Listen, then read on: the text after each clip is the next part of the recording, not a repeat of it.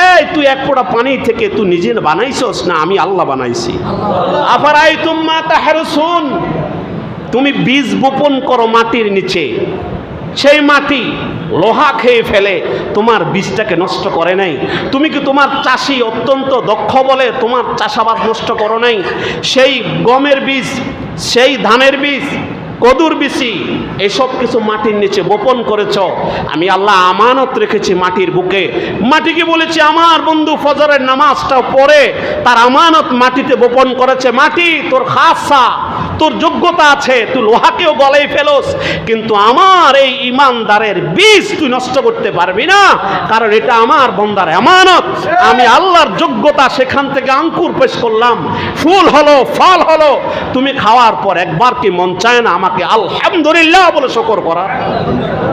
আফারাইতুম মা তাহরুসুন আনতুম তাজরাউনাহু ওয়া নাহনু যারিউন, ওই আঙ্কুর থেকে, ওই বীজ থেকে কে গাছ উঠাইলো? তুমি না আমি আল্লাহ।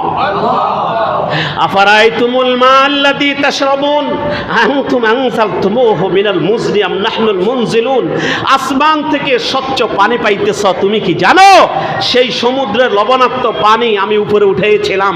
যদি ওখান থেকে আমি উজাজান লবণাক্ত করে প্রেরণ করে দিতাম তো তোমার গাছপালা সব ছাই হয়ে যেত, তুমি এক ফোঁটা পানি পান করে তৃষ্ণা নিবারণ করতে পারতা না।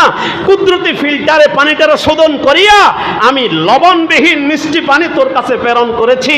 এটা কি তুই করেছিস না আমি করেছি? আমার যোগ্যতা তোর নজরে পড়ে না?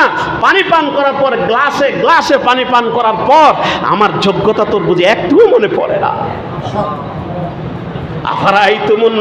আফারাইতুমুন নার আল্লাতী তুরুন আনতুম আনশাতুম শাজারাতাহা আম নাহনুল মুনশিউন, আগুন, তুমি বারুদ থেকে আগুন ধরাচ্ছ, এই আগুন কে বানাইলো? গাছকে তৈরি করলো, তুমি না আমি করেছি? আল্লাহ প্রশ্ন করছে।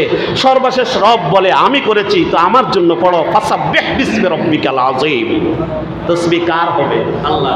ওয়াল্লাযীনা আমানু আশাদ্দু হুব্বাল লিল্লাহ, দুনিয়ার মানুষ সুন্দরের কারণে মহাব্বত করলে আমি প্রথম দাবিদার।